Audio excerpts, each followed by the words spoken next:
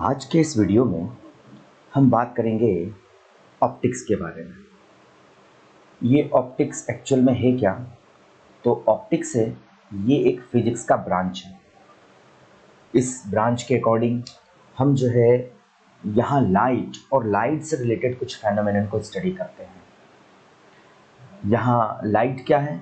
तो लाइट के लिए हम यहाँ कह सकते हैं कि जो हमारे पास में लाइट होता है, ये लाइट ये है क्या एक्चुअल में? तो ये हम कह सकते हैं एनर्जी की फॉर्म होती है। लाइट एक प्रकार से एनर्जी ही है। जैसे जैसे इस चैप्टर में हम आगे बढ़ते रहेंगे तो आप बिल्कुल क्लियरली समझ जाएंगे कि लाइट आपका एनर्जी का फॉर्म ही होता है। तो लाइट एनर्जी की फॉर्म है और ये जब एनर्जी हमारी आइज़ पर गिरती है तो ये हमारी आइज़ के सेंसेशन, हमारी आँखों की संवेदनशीलता को क्या करती है? जगाती है।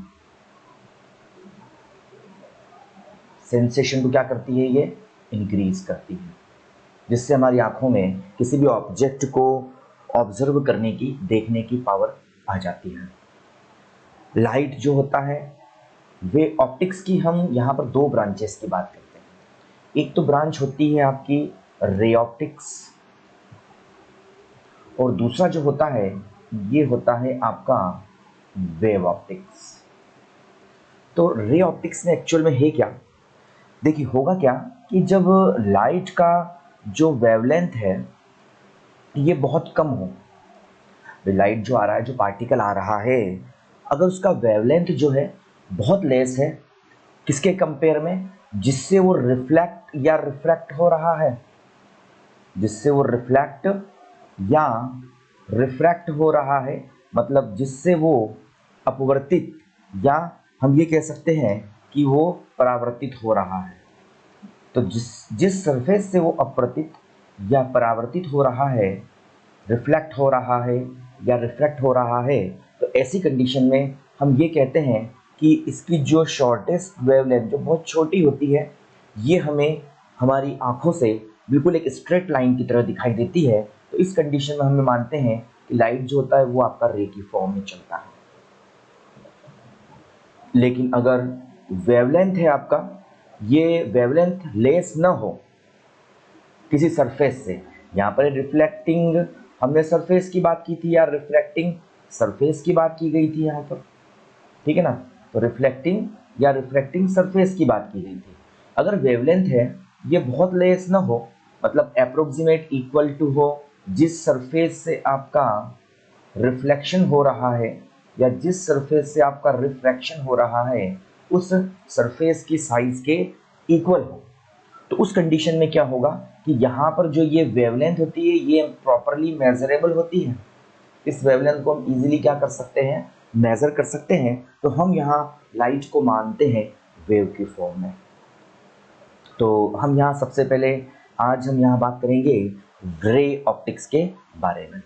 मतलब लाइट जो है वो बिकॉज ऑफ रे की फॉर्म में चल रही है, तो हम यहाँ बात कर रहे हैं सबसे पहले रे ऑप्टिक्स, मतलब किरण प्रकाशिकी के बारे में। एक्चुअल में होगा क्या, यहाँ रे ऑप्टिक्स की शुरुआत होती है न्यूटन से। यहाँ पर जो ये न्यूटन है, न्यूटन कहता है कि लाइट जो होता है, लाइट चलता है आगे की तरफ, तो लाइट यहाँ पर चलता है, तो न्यूटन ने अपनी यहाँ पर प्रिंसिपल दे दिया था और इसे अपन न्यूटन का कणिका सिद्धांत कहते हैं या न्यूटन्स कॉर्पस्क्यूलर थ्योरी इसको कहते हैं। Newton corpuscular theory. इस न्यूटन कॉर्पस्क्यूलर थ्योरी में न्यूटन ये कहता है कि लाइट जो होता है, लाइट हमेशा रे की फॉर्म में चलता है। Light travels in the form of रे। इस तरह से लाइट चलेगा आपका और ये चलते हुए आगे की तरफ बढ़ेगा। सेकेंड थिंग यहाँ पर जो न्यूटन कहता है, न्यूटन यहाँ पर ये कहता है कि यहाँ डिफरेंट डिफरेंट रे की एनर्जी डिफरेंट डिफरेंट होती है ना? जब डिफरेंट डिफरेंट ए का एनर्जी डिफरेंट होता है तो इसीलिए हमें डिफरेंट डिफरेंट यहाँ पर कलर दिखाई देते हैं। जब जब भी हम यहाँ पर डिफरेंट कलर देखते हैं तो डिफरेंट कलर का हमें दिखाई देना, ये जो है डिफरेंट डिफरेंट रे के कारण से होता है। डिफरेंट डिफरेंट रे की एनर्जी भी डिफरेंट डिफरेंट होती है। ये रे जब हमारी आंखों पर गिरती है, सपोज करो ये हमारी आईज है, और इस आई पर जब ये रेज जाती है तो ये अंदर तक पहुंचकर हमारी आई में रेटिना को अपनी एनर्जी देती है, और उस एनर्जी के एब्जॉर्ब करने से हमें उस ऑब्जेक्ट को हम इजीली क्या कर सकते हैं, देख सकते हैं। एक्चुअल में ये आंखों में जो रेटिना है, रेटिना पर ये वेव्स पहुंचती है, और ये रेटिना क्या करती है, इन रेज की एनर्जी को ट्रांसफर कर देती है in the form of electric signal. ये इलेक्ट्रिक सिग्नल जो है हमारे माइंड तक पहुंचते हैं, और हमें जो है किसी ऑब्जेक्ट को हम इजीली यहाँ पर ऑब्जर्व कर पाते हैं, देख पाते हैं। तो ये न्यूटन्स थ्योरी। एक चीज़ यहाँ पर न्यूटन ने कही थी, और न्यूटन ने ये कहा था कि देखिए हमारे पास जो मीडियम होते हैं, हम आगे इस पर बात करेंगे, एक होता है हमारे पास रेयर मीडियम, और एक होता है हमारे पास डेंसर मीडियम। तो यहाँ पर यह कहा गया कि स्पीड ऑफ लाइट जो रेयर मीडियम में है वो लेस होता है speed of light denser medium. V R stands to rare medium, speed in rare medium, and V D stands to velocity in denser medium. तो इसने कहा था कि रेयर मीडियम में जो स्पीड ऑफ लाइट है वो डेंसर मीडियम के रेस्पेक्ट में क्या होता है, लेस होता है। बट कुछ समय बाद यहाँ पर कुछ फेनोमेनन्स हमारे सामने आते हैं, जैसे एक फेनोमेनन रिफ्लेक्शन होता है। इस रिफ्लेक्शन के फेनोमेनन में एक्चुअल में होगा क्या, लाइट रिफ्लेक्ट होता है। दूसरा फेनोमेनन जो हमें यहाँ पर निकल के, दूसरी घटना जो निकल के आती है, ये होती है रिफ्रैक्शन। तो इन दोनों फेनोमेनन्स को क्या किया गया, इजीली इस न्यूटन्स की जो थ्योरी थी आपकी, इसकी हेल्प से क्या कर दिया गया, इसको इजीली एक्सप्लेन कर दिया गया, सॉल्व कर दिया गया। बट कुछ और फेनोमेनन जब आगे निकल के आए, जैसे आपका है इंटरफेरेंस, मतलब रिफ्लेक्शन का मतलब होता है यहाँ पर परावर्तन, ठीक है। रिफ्रैक्शन का मतलब यहाँ पर होता है अपवर्तन, और यहाँ अगर हम बात करें तो इंटरफेरेंस, इंटरफेरेंस है, इंटरफेरेंस मतलब प्रकाश का व्यतिकरण। इंटरफेरेंस के बाद में आपका आता है डिफ्रैक्शन,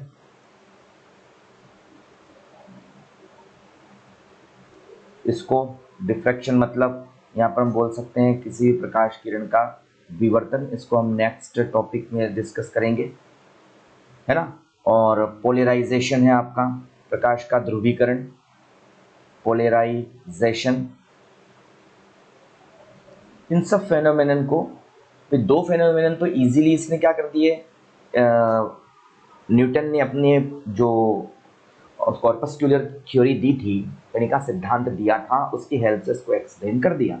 बट कुछ और फेनोमेनन निकल के सामने आए, कुछ और घटनाएं निकल के सामने आई, जिनको इंटरफेरेंस, डिफ्रैक्शन, पोलराइजेशन, इनको जो है प्रकाश के इस कणिका सिद्धांत से, कॉर्पस्कुलर थ्योरी से इसको एक्सप्लेन नहीं किया जा सका, और बहुत जल्दी ये प्रिंसिपल फेल हो गया।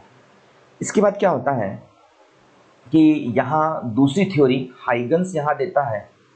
हाइगन इसके जस्ट बाद में साइंटिस्ट है, ये हाइगन क्या करता है, हाइगन अपना प्रिंसिपल देता है, और ये प्रिंसिपल देता है कि लाइट जो होता है वेव के रूप में चलता है, और वेव थ्योरी वो हमें यहाँ पर देता है। जिस प्रकार से न्यूटन ने कहा था कि लाइट जो होता है रे के रूप में चलता है, तो यहाँ पर हाइगन कहता है कि लाइट जो है रे के रूप में नहीं, बल्कि किसके रूप में चलता है, in the form of wave चलता है। सेकंड, इसने ये कहा कि डिफरेंट डिफरेंट जब वेव होंगी तो उनकी वेवलेंथ भी डिफरेंट डिफरेंट होंगी, और डिफरेंट डिफरेंट वेवलेंथ होने के कारण से जब डिफरेंट डिफरेंट वेवलेंथ की लाइट हमारी आंखों पर गिरती है, हमारी आंखें जब इसे ऑब्जर्व करती है, तो इस कंडीशन में क्या होता है, रेटिना को ये अपनी एनर्जी देती है, और डिफरेंट डिफरेंट वेवलेंथ के कारण हमें डिफरेंट डिफरेंट लाइट देखने को मिलता है। जैसे रेड कलर की वेवलेंथ अलग होती है, वॉयलेट कलर की वेवलेंथ अलग होती है, ब्लू कलर की वेवलेंथ अलग होती है। तो इनकी वेवलेंथ के डिफरेंस के कारण से ही जो हमें डिफरेंट डिफरेंट यहाँ पर जो है कलर देखने को मिलते हैं। थर्ड इसने ये बात कही कि यहाँ पर जो रेयर मीडियम की अगर बात करें हम, तो रेयर मीडियम और ये डेंसर मीडियम, इस पर हम आगे डिस्कस करेंगे रेयर और डेंसर मीडियम क्या होते हैं। तो इसने ये कहा कि रेयर मीडियम के अंदर स्पीड ऑफ लाइट ज़्यादा है डेंसर मीडियम के अंदर स्पीड ऑफ लाइट से। आज जो हम इसी थ्योरी को लेते हैं और इसी के बारे में पढ़ते हैं, कहते भी हैं कि rare medium speed of light ज़्यादा है, denser medium speed of light कम होता है। तो इसने ये चीज़ कही। ये चीज़ जो कही गई थी इसके थ्रू, ये बिल्कुल न्यूटन की जो कॉर्पस्कुलर थ्योरी है, कणिका सिद्धांत है, उसमें इस चीज़ को फेल कर रही थी कि rare medium speed of light कम होती है, क्योंकि इसने ये कहा था हाइगन ने कि रेयर मीडियम में स्पीड ऑफ लाइट ज़्यादा होता है। काफ़ी समय तक इनके बीच में डिस्कशन चलता रहा। इसी समय एक साइंटिस्ट आते हैं फीजो एंड फूको। तो इस फीजो ने यहाँ पर क्या किया था, अपना एक्सपेरिमेंट किया था और एक्सपेरिमेंट के थ्रू इसने स्पीड ऑफ लाइट दी थी कि स्पीड ऑफ लाइट 3 × 10⁻⁸ मीटर पर सेकेंड होती है। इसने इसके बारे में बताया था और साथ ही साथ इसने अपने एक्सपेरिमेंट से ये प्रूव कर दिया कि स्पीड ऑफ लाइट जो होती है रेयर मीडियम में ज़्यादा होती है, डेंसर मीडियम में स्पीड ऑफ लाइट कम हो जाता है, जिससे न्यूटन का रूल ऑटोमेटिक यहीं पर ही फेल हो जाता है। इस हाइगन्स प्रिंसिपल की हेल्प से, हाइगन सेकेंडरी वेवलेट का जो प्रिंसिपल दिया था, इसकी हेल्प से क्या है, बहुत सारे फेनोमेनन्स को एक्सप्लेन कर दिया जा सका। जैसे हम कहें यहाँ पर आपका जो है डिफ्रैक्शन है, अगर हम कहें कि हमारे पास रिफ्लेक्शन को भी यहाँ से प्रूव कर दिया गया,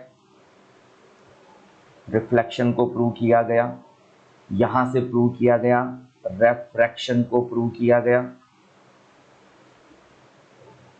रेफ्रैक्शन को भी प्रूव कर दिया गया, यहाँ से प्रूव कर दिया गया। ये जितने भी फेनोमेनन्स थे ये सारे के सारे ये इस जो है हाइगन्स की वेव थ्योरी है, इस वेव थ्योरी से क्या कर दिए गए, एक्सप्लेन इजीली कर दिए गए।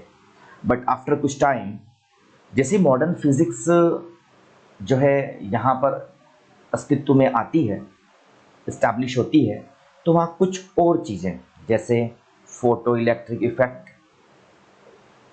ठीक है, फोटो इलेक्ट्रिक इफेक्ट, और आपका जो है यहाँ पर कॉम्पटन इफेक्ट, ठीक है, और आपका जो है यहाँ पर स्टार्क इफेक्ट, ये चीज़ें जैसे ही आती है सामने, तो यहाँ पर अब जो है वेव थ्योरी भी इनको एक्सप्लेन नहीं कर पाता। तो इनको एक्सप्लेन किया जाता है with the help of quantum theory. और क्वांटम थ्योरी ये कहती है कि लाइट जो होता है आपका वो चलता है किस फॉर्म में, तो लाइट जो है यहाँ चलता है छोटे छोटे पैकेट्स की फॉर्म में, छोटे छोटे बंडल्स होते हैं, इन छोटे छोटे बंडल्स की फॉर्म में चलता है और इन बंडल्स को हम यहाँ पर बोलते हैं फोटॉन्स। तो इन फोटॉन्स की फॉर्म में चलता है कौन, लाइट चलता है, और लाइट फोटॉन्स की फॉर्म में चल करके आगे बढ़ता है, जिसको हम आने वाले वीडियोस में अच्छे से एक्सप्लेन करेंगे। फिलहाल हम यहाँ पर बात कर रहे हैं only and only ray optics की। तो रे ऑप्टिक्स क्या है, यहाँ पर रे ऑप्टिक्स के लिए हम यह कह सकते हैं कि लाइट जो है हमारे पास अभी कौन सी फॉर्म में चल रहा है, रे की फॉर्म में चल रहा है। रे की फॉर्म में चल करके एक जगह से दूसरी जगह पर ये जा रहा है। तो ये होता है आपका इतना, ये बेसिक चीज़, ये हिस्ट्री थी कि क्यों हम आखिर रे ऑप्टिक्स पढ़ रहे हैं, क्यों आखिर हम वेव ऑप्टिक्स पढ़ रहे हैं। अब लाइट जो है ये रे की फॉर्म में आगे बढ़ रहा है, तो लाइट जब रे की फॉर्म में आगे बढ़ता है तो हम रे ऑप्टिक्स यहाँ पर स्टडी करते हैं। तो सबसे पहले यहाँ पर अपन कुछ फेनोमेनन्स की बात करेंगे। एक तो बात करेंगे रिफ्लेक्शन की, एक बात करेंगे हम रिफ्लेक्शन की। तो सबसे पहले हम यहाँ बात करते हैं कि यहाँ पर हमारे पास में पहला है, इसको बोलते हैं अपन रिफ्लेक्शन। एक्चुअल में रिफ्लेक्शन है क्या, हिंदी में कहा जाता है इसे परावर्तन। नाम से स्पष्ट है कि रिफ्लेक्शन हो रहा है, लाइट किसी मीडियम में जा कर के उसी मीडियम में वापस आ रहा है। जैसे हम यहाँ ड्रॉ करते हैं डायग्राम, तो इस डायग्राम में हम ले लेते हैं एक सरफेस। ये हमारे पास में जो है कोई सरफेस मान लीजिए कुछ इस तरह से सरफेस ले ली जाती है, ये सरफेस ले लो यहाँ से, ये सपोज कीजिए मैं सिर्फ एक लाइन खींच के सरफेस को फिलहाल ले लेता हूँ क्योंकि 2D फिगर यहाँ पर बनेगा। तो यहाँ से क्या हो गया कि ये हमारे पास में सरफेस है और ये जो है यहाँ पर इस सरफेस पर ये है आपका नॉर्मल, ठीक है। इस तरह से नॉर्मल बना दिया इसके ऊपर मैंने। ये सरफेस जो है आपकी, ये सरफेस से मैंने यहाँ ये इस तरह बनाया है इसको, इसका मतलब ये एक ओपेक वाला पार्ट है। इस साइड में कोई मीडियम है, लाइट इस साइड में नहीं आएगा, लाइट उसी साइड से होकर के निकल जाएगा। यहाँ क्या होता है कि एक लाइट रे है वो इंसिडेंस करती है और वो इंसिडेंस करती है यहाँ पर जो है कुछ इस तरह से, ऐसे यहाँ से आती है और ये इस तरह से इंसिडेंस करती है और आफ्टर सम टाइम मतलब इस चीज़ से क्या होती है, रिफ्लेक्ट बैक होती है और रिफ्लेक्ट बैक होकर के वापस से क्या करती है, ये सेम एंगल बनाते हुए उसी मीडियम में क्या कर जाती है, वापस से लौट जाती है। ये जो रे आ रही है, इस आने वाली रे को हम इंसिडेंट रे कहते हैं, लौट कर जाने वाली रे को हम रिफ्लेक्टेड रे कहते हैं। ये जो हम परपेंडिकुलर लाइन देख रहे हैं, इस परपेंडिकुलर लाइन को कहा जाता है यहाँ पर नॉर्मल कहा जाता है और ये आपका रिफ्लेक्टिंग सरफेस होता है। यहाँ इंसिडेंट रे इस जो एंगल बनाती है नॉर्मल के साथ, अभिलंब के साथ, आपतित किरण मतलब इंसिडेंट रे, ये एंगल बनाती है, इस एंगल को बोलते हैं एंगल ऑफ इंसिडेंस, आपतन कोण। और ये रिफ्लेक्टेड रे जो गई है यहाँ से निकल करके या परावर्तित किरण, ये जो एंगल बनाती है इसे अपन बोलते हैं एंगल ऑफ रिफ्लेक्शन। ये चीज होती है। तो ये हमारे पास में फेनोमेनन होता है रिफ्लेक्शन का कि लाइट किसी होमोजीनियस मीडियम, अब होमोजीनियस मीडियम से मतलब ये होता है, समांगी माध्यम से मतलब ये होता है कि हमें ज़्यादा दूर से लाइट रे को नहीं लेकर के आना है, हमें सोर्स को पास में ही रखना है। तो यहाँ पर किसी होमोजीनियस मीडियम से लाइट चल के किसी सरफेस पर ऑपरेट होता है और बाउंस बैक होकर के उसी मीडियम में वापस चला जाता है, लौट जाता है, तो सेम मीडियम में चला जाता है। तो यहाँ पर जो है ये आपका रिफ्लेक्शन होता है। यहाँ एक चीज़ नोटिस करने की है, वो चीज़ ये है कि यहाँ लाइट का अगर हम कहें वेवलेंथ, लाइट की अगर हम कहें यहाँ पर जो है लाइट का वेवलेंथ, लाइट का फ्रिक्वेंसी, ये सब चीज़ें, तो लाइट का वेवलेंथ, लाइट का फ्रिक्वेंसी, इसमें किसी प्रकार से कोई चेंज नहीं आता। वेलोसिटी भी इसकी सेम होती है। हम जानते हैं कि वेलोसिटी इन एयर और वैक्यूम 3 × 10⁸ मीटर पर सेकेंड होती है। तो इस वेवलेंथ में भी क्या होता है, कोई भी चेंज यहाँ पर नहीं आता, फ्रीक्वेंसी में कोई चेंज नहीं आता, वेलोसिटी में कोई चेंज नहीं आता, लेकिन यहाँ पर ये इंटेंसिटी जो होती है आई, ये थोड़ी सी चेंज हो जाती है। थोड़ी सी चेंज होने से मतलब कि इंटेंसिटी घट जाती है, कम हो जाती है। तो यहाँ पर ये चीज़ें आप लोगों को बिल्कुल याद रखना है कि लाइट जो आप जिस सरफेस है उस सरफेस कुछ क्वांटिटी में लाइट रेज को एब्जॉर्ब कर लेता है। आया था आपका 100 रेज बट रिफ्लेक्ट होके जाती है 99, कहीं ना कहीं थोड़ा बहुत लॉस जरूर होता है, बट वेवलेंथ, फ्रीक्वेंसी और वेलोसिटी में किसी प्रकार से कोई भी चेंज यहाँ पर नहीं आता। रूल ऑफ रिफ्लेक्शन हम जानते हैं कि जो ये इंसिडेंट रे, रिफ्लेक्टेड रे और हमारे पास में नॉर्मल होता है, सेम प्लेन में होता है और always angle I is equal to क्या बनता है आपका, एंगल आर बनता है। मतलब ऑलवेज जो इंसिडेंस एंगल आपतन कोण is equal to reflected angle परावर्तन कोण, ये दोनों हमेशा एक दूसरे के क्या होते हैं, इक्वल होते हैं। तो ये कुछ चीज़ें हमने यहाँ पर कही, ये रूल ऑफ रिफ्लेक्शन है। अब रिफ्लेक्शन जो होता है यहाँ पर आपका दो टाइप का होता है। एक तो होता है यहाँ पर हम कहते हैं कि ये रिफ्लेक्शन है आपका रेगुलर रिफ्लेक्शन, और दूसरा जो होता है ये होता है आपका इर्रेगुलर रिफ्लेक्शन। रेगुलर से मतलब होता है, इसको अपन बोलते हैं हिंदी में नियमित परावर्तन, और इर्रेगुलर का मतलब ये होता है, इसे कहा जाता है हिंदी में अनियमित या विसरित परावर्तन। अनियमित बोल दो, या इसको बोलते हैं विसरित परावर्तन। तो ये नियमित और अनियमित या विसरित परावर्तन होता है। तो इस तरह से हमारे पास में दो प्रकार के ये जो है रिफ्लेक्शन होते हैं। रेगुलर रिफ्लेक्शन में एक्चुअल में होता क्या है, सपोज कीजिए ये हमारे पास कोई एक सरफेस है, रिफ्लेक्टिंग सरफेस है यहाँ पर। तो इस रिफ्लेक्टिंग सरफेस पर मान लेते हैं कि दो रे हमारे पास आ रही है। एक रे तो हमारे पास में ये आ रही है, ठीक है, और दूसरी रे हमारे पास में क्या हो रही है, ये आ रही है। ये दोनों रेस क्या होती हैं, ये दोनों रेस एक दूसरे के पैरेलल आती हैं, बिल्कुल है। और यहाँ पर जब ये रिफ्लेक्ट बैक होकर के जाती है तो उस कंडीशन में क्या होता है कि वही यहाँ पर ये रिफ्लेक्ट बैक, अगर मैं यहाँ नॉर्मल ड्रॉ कर दूँ, एक ये मैंने नॉर्मल ड्रॉ कर दिया, यहाँ पर ये नॉर्मल है, और यहाँ पर क्या कर दिया मैंने, नॉर्मल को ड्रॉ कर दिया, ये नॉर्मल है, ठीक है। तो ये रे जो होती है, अगर हम कहें कि रे आती है यहाँ पर जिस एंगल से, है ना, उसी एंगल से क्या करती है, ये वापस बाउंस बैक होती है। जैसे ये आई और वापस से क्या हो गया, ये उसी एंगल से यहाँ पर अगेन बाउंस बैक हो जाती है।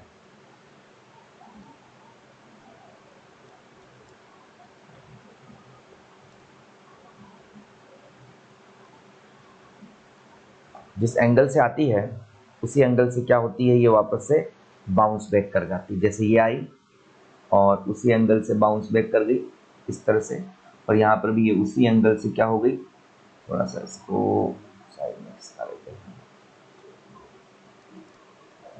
ये जिस एंगल से आई थी उसी एंगल से क्या हो जाती है, वापस से बाउंस बैक हो जाती है। मतलब इंसिडेंट रे अगर एक दूसरे के पैरेलल है तो रिफ्लेक्टेड रे भी आप देख रहे हैं एक दूसरे के पैरेलल ही होती है। बट अगर हम बात करें इर्रेगुलर रिफ्लेक्शन में, तो इर्रेगुलर रिफ्लेक्शन में क्या होता है कि सरफेस होती है, तो सरफेस पर इस तरह से इरेगुलरिटीज होती है, रफ सरफेस पर इस तरह से इरेगुलरिटीज होती है। यहाँ पर इंसिडेंट रे एक दूसरे के पैरेलल तो होती है। सपोज कीजिए ये हमारे पास में इंसिडेंट रे है, ये इंसिडेंट रे यहाँ से यहाँ तक आई, ठीक है। एक इंसिडेंट रे जो इसी के पैरेलल थी वो यहाँ से यहाँ तक आई, ठीक है, इस तरह से ये दोनों रेस देखिए एक दूसरे के पैरेलल है, ठीक है। परंतु जब ये बाउंस बैक होती है तो ये रे यहाँ पर नॉर्मल बनेगा, तो ये उस नॉर्मल से जो है रिफ्लेक्ट बैक होकर के कुछ इस डायरेक्शन में चली जाती है।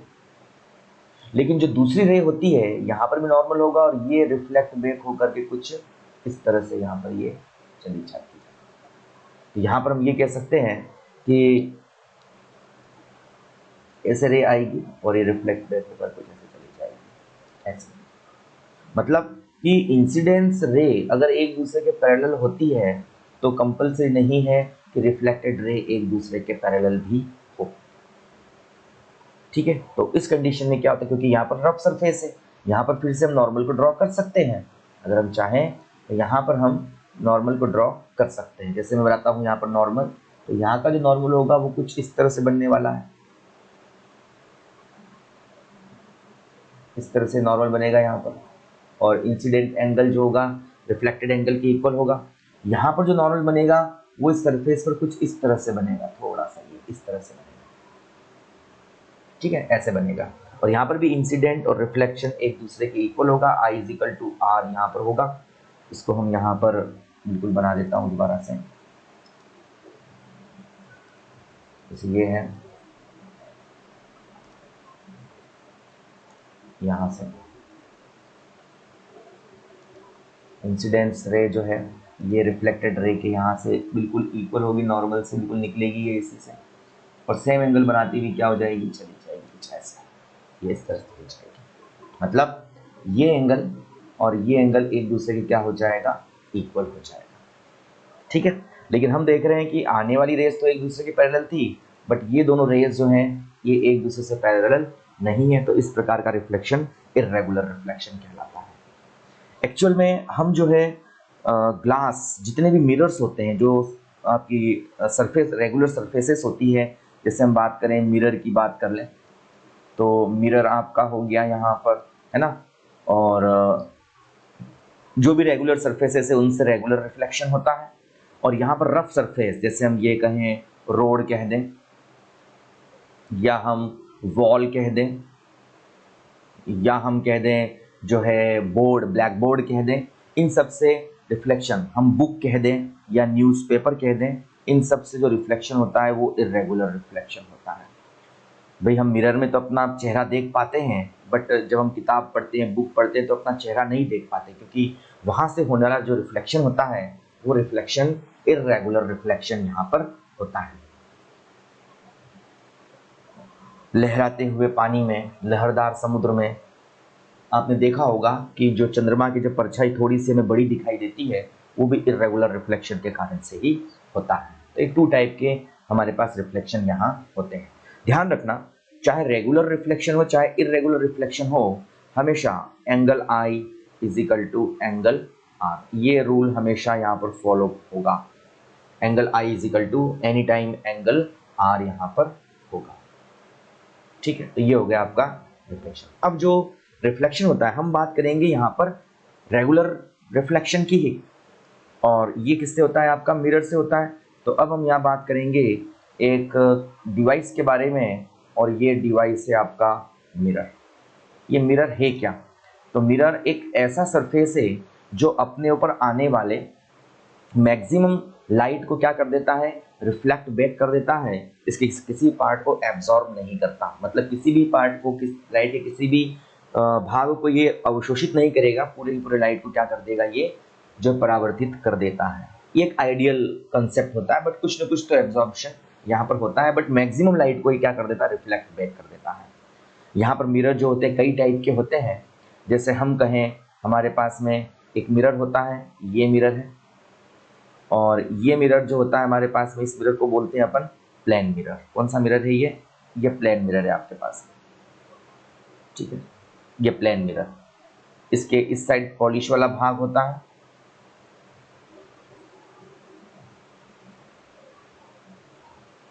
ये पॉलिश वाला भाग है। क्लियर है? तो ये बनता है आपका मिरर, और ये इसका पॉलिश वाला भाग होता है, पॉलिश वाला पोर्शन होता है। दूसरा मिरर जो होता है वो मिरर कुछ इस तरह से होता है, ये मिरर होता है आपका। ठीक है, और ये मिरर कौन सा होता है, इसका ये वाला पॉलिश वाला पोर्शन है, और ये वाला पोर्शन क्या है, इसका कुछ दबा हुआ है, इसको अपन बोलते हैं यहाँ, ये है आपका कॉनकेव मिरर। कॉनकेव मिरर का मतलब ये होता है कि ये हमारे पास में जो है अवतल दर्पण है, अवतल पोर्शन होता है, अवतल दर्पण है। ये जो हमारे पास में प्लेन मिरर है, प्लेन मतलब ये हमारे पास में जो है समतल दर्पण होता है। और तीसरे टाइप का जो मिरर होता है यहाँ पर, वो मिरर कुछ इस तरह से बनता है, ये इस तरह से बनता है।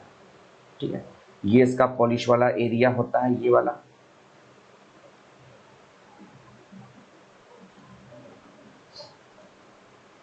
हम बात करें तीसरे टाइप का मिरर, और तीसरे टाइप का मिरर कुछ इस तरह से बनता है, शेप्स हैं, देखें। तीसरे टाइप के मिरर की हम बात कर रहे हैं। तो तीसरे टाइप का जो मिरर है इसको मैं इस तरह बना देता हूँ,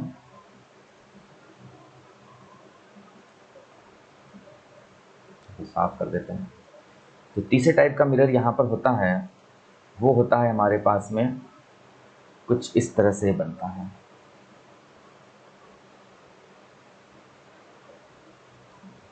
इसके हाफ पोर्शन को रिड्यूस कर दिया जाता है।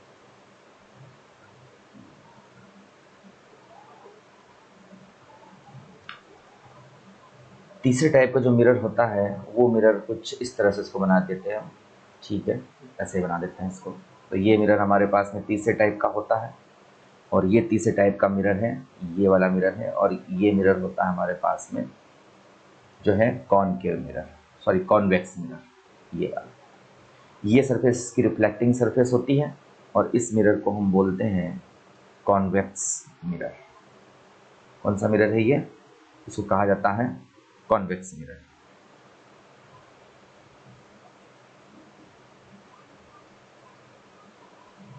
Convex mirror. मतलब उत्तल दर्पण ये हमारे पास में बन जाता है। ठीक, तो ये इस तरह से कुछ मिरर्स की हमने बात करी।